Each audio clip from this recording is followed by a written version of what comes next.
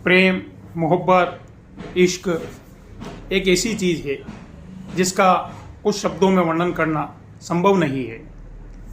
महर्षि रमण जो कि बहुत ही सिद्ध व्यक्ति थे, उन्हें ईश्वर का साक्षात्कार था।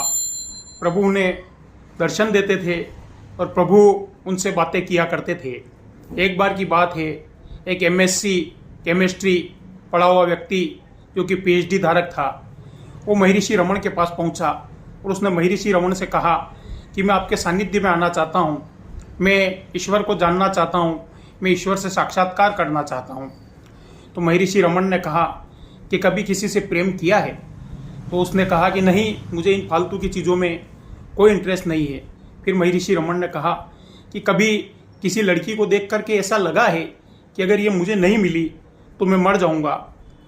तो उस लड़के ने कहा कि नहीं गुरुदेव, मुझे इन फालतू की चीज़ों में कोई इंटरेस्ट नहीं है। तो महर्षि रमण ने कहा कि मैं तुम्हें ईश्वर से नहीं मिला सकता। तो उस लड़के ने कहा कि क्यों गुरुदेव?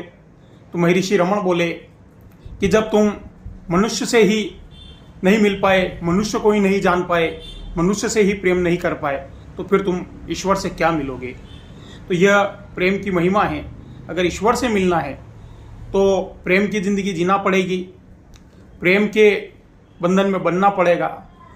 प्रेम किसी से भी हो सकता है, और अगर ईश्वर से प्रेम करना है तो पहले हमें प्रेम करना सीखना पड़ेगा।